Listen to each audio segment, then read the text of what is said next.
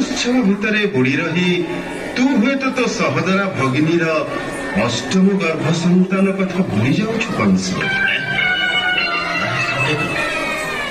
आपण यथा समय मत स्मरण कराई देवर्षि मु काल विलंब न करी मो शत्रु को विनाश कर योजना करू किंतु देवर्षि अरे देवर्षि नारद कहते तेबे कौन मते मोर मृत्यु भेद विषय सचेतन कराई देवाको से देखा देथिले ना ना ना मु एई मुहूर्त देवकी और वसुदेव को बंदी करेबी आउ तापरे भाई कंस ये ओ देवकी और वसुदेव आसो भूणी आसो राजा वसुदेव हठात आमको स्मरण कलु जे कौन किसी अघटन घटला कि ना ना अघटन बरं कहिपार तुम मान आगमन मो पाई मंगल सूचना ये वस्त्र अलंकार परिधान किंतु ये सब कहीं कंस त्रिपुर विजय कंस राजा आज मथुरार एक छत्र अधिपति तार भौणी भीड़ को संबर्धना जणाइबा कौन तार कर्तव्य नुहे मोर सामान्य फेटी स्वीकार कले भौणी कौन दरकार तुम त्रिपुर विजय बिरुजी आमको मन रखिच से यथेष्ट समग्र मथुरागढ़ आज आनंद मुखरित प्रजागुड़ उल्लसित ये सब देखी आनंद मो छाती फुली उठुछि कंस किंतु ये सब आनंद भितर गोटे निरानंद विषय मते बारंबार विव्रत करुछि भौणी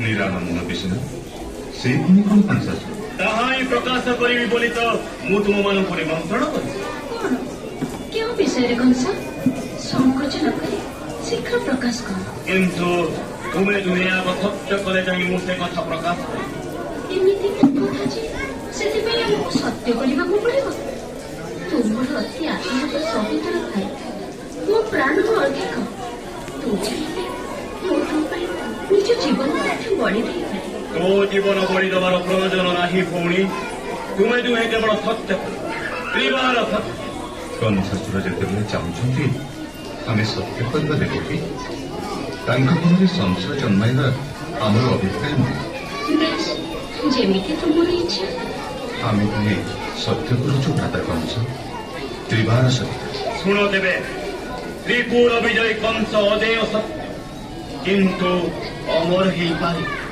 कारण ताकू जे निहत करिब तार परम शत्रु अन्य केही नुहे से देवकीर गर्भजात संतान कंस मिथ्या नुहे भौणी तोरी गर्भजात संतान हस्त ही मो निहत तेणु मोर आदेश तोर संतान जन्म हेबा मात्रे ताकू तू मते दे कौन शिशु की क्षति कर कंस कहीं अकारण तू मुझे सब किसी शुणवे तुम्हें तुहे सत्य कर तोर संतान रही वंशर विनाश सुनिश्चित मो चाहेरा तो गर्भर संतान बंच एणु से जन्म हेबा मात्रे मु ताको हत्या करिबी हत्या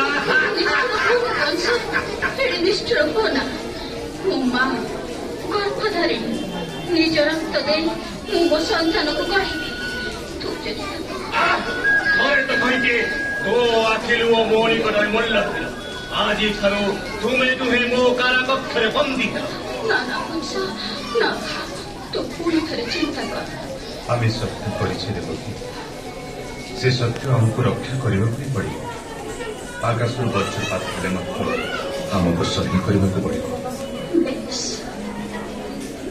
मो संतान को हत्या करना जदि तोर एकांत इच्छा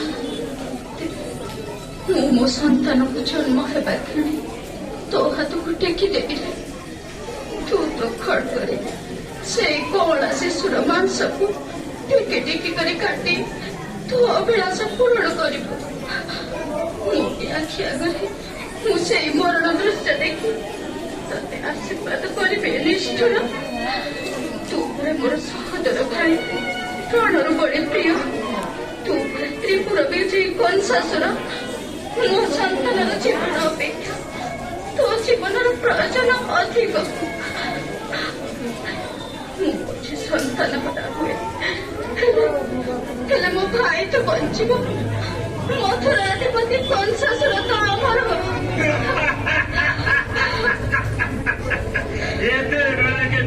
କୋଉଠୁ ଆସିଲୁ? କେ ଅଛିରେ?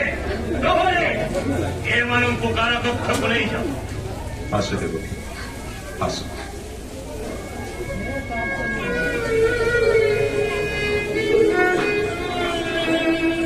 ମଥୁରାର ରାଜା ନୁହନ୍ତି।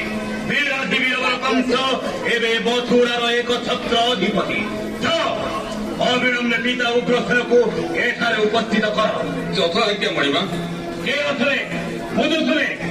ଆଜ୍ଞା ଛାମୁ ଦେବକୀ ଆଉ ବସୁଦେବ ବର୍ତ୍ତମାନ କାରାଗାରରେ ବନ୍ଦୀ ହୋଇଛନ୍ତି। କାହିଁକି ମଣିମା? ବିଚାରି କେତେ କଷ୍ଟ ପାଇବେ। ଚୁପ କର। ଆଜ୍ଞା ଚୁପିଲି ମଣିମା। ଶୁଣ, ଦେବକୀର ସନ୍ତାନ ଜନ୍ମ ହେବା ମାତ୍ରେ ତୁ ଆସି ମତେ କହିବୁ, ବୁଝିଲୁ? ବୁଝିଗଲି ମଣିମା। କଣ ବୁଝିଲୁ? ଖବର ଦେବି। ସାଙ୍ଗେ ସାଙ୍ଗେ। ହଁ ମଣିମା। ହଉ ତୁ ଯା। ଯାଉଛି ମଣିମା। ପୁତ୍ର କଂସ, ଏ ଅସମୟରେ ହଠାତ୍ ମତେ ସମ୍ବାଦ ଦେଲୁ। ତୋର ସବୁ କୁଶଳ ତ?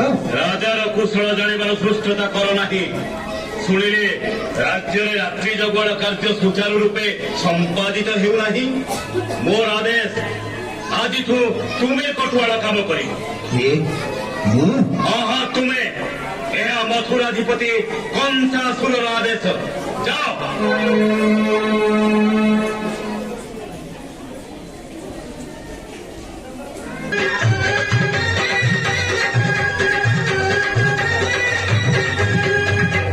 উগ্রসেন প্রতাপ ভারী গান্ধীদেব পকাই দেবী উগ্রসেন ରାଜଜେମା ଦେବକୀଙ୍କର ଚୁପ କର। ରାଜଦେମା କଣ ହଉଛ? କଣ ହେଇଛି? ତାଙ୍କର ପୁଅଟିଏ ହେଇଛି ମଣିମା। ଓ ହେଇଛି? ବେଶ, ତୁ ଯା। ମୁଁ ନିଜେ କାରାକକ୍ଷକୁ ଯିବି। ଯା। ଯାଉଛି ମଣିମା।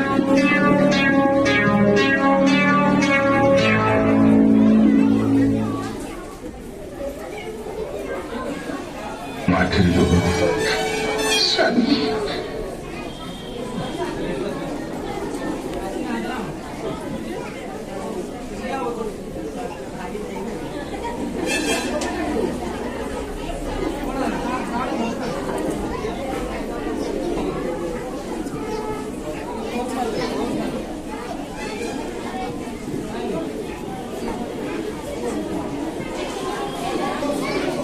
ଦେବକୀ, ଏ କଣ ତୋ ମାଠିର ଯୋଗ?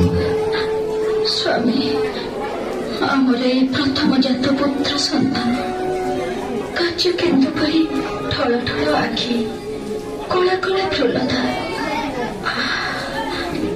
କି ସୁନ୍ଦର ସତେ। ପୁତ୍ର ସନ୍ତାନର ରୂପ ଦେଖି ଆନନ୍ଦ କରିବାର ଅବସର ନାହିଁ ଦେବକୀ। ହୁଏତ କଂସ ଆମର ପୁତ୍ର ଲାଭ କଥା ଶୁଣି ସାରିଥିବ। ଭଲ ହବ ଆମେ ଯଦି ଆମ ଶିଶୁପୁତ୍ରକୁ ନେଇ ମଥୁରା ପରିତ୍ୟାଗ କରି ଚାଲିଯିବା। ନା, ଅସମ୍ଭବ ଦେବକୀ, ଅସମ୍ଭବ। ଆମେ ସତ୍ୟ କରିଛି। ସତ୍ୟ ଭଙ୍ଗ କଲେ ଆମର ଅପଯଶ ହବ। ତା ଛଡା ବର୍ତ୍ତମାନ ମଥୁରାଗଡ଼ର କଟୁଆଳ ସାଜିଛନ୍ତି ନିଜେ ରାଜା ଉଗ୍ରସେନ। এই ଅବସ୍ଥାରେ ଏହି ସ୍ଥାନ ଛାଡ଼ି ଚାଲିଯିବା ଆଦୌ ସମ୍ଭବ ନୁହେଁ ଦେବକୀ। ତେବେ କଣ ମୋର ଏଇ ଶିଶୁପୁତ୍ରକୁ ମୁଁ କଂସ ହାତକୁ ଟେକିଦେବି? ତା ଛଡା ଅନ୍ୟ ଉପାୟ ନାହିଁ ଦେବକୀ। ଛାତିକୁ ପଥର କରି ହୃଦୟର ଯନ୍ତ୍ରଣାକୁ ଚାପି ରଖି ଅତି ନିର୍ମମ ଭାବରେ ଆମର ସନ୍ତାନକୁ ଆମେ କଂସ ହାତରେ ଟେକିଦେବା। ସେଇଥିରେ ଆମର ମଙ୍ଗଳ। ସେ ଦେବକୀ, କାହିଁ ତାର ଶିଶୁପୁତ୍ର?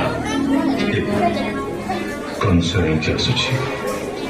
ତୁମେ ଶିଶୁକୁ ତା ହାତରେ ସମର୍ପଣ କରିଦିଅ ଦେବକୀ। ଦେବକୀ, କାହିଁ ତୋର ପ୍ରଥମ ଜାତ ସନ୍ତାନ? ଓ, ଏଇଠି ଏଇଠି ଅଛି ମୋର ପରମ ଶତ୍ରୁ। ଦେ ମତେ ତାକୁ। ନା ନା ନା, ତତେ ବିନୟ କରୁଛି କଂସ। ମା କୋଳରୁ ତୋର ନବ ଜାତକକୁ ନେଇଯାଆନା। ଦେବକୀ, ବନ୍ଦ କର ତୋ କର୍ଣ୍ଣର। ଦେ ସେନାର ଧମକୁ। ନା ଦେ କହୁଛି। ନା ନା। ନରା ତୁ ପୁଣି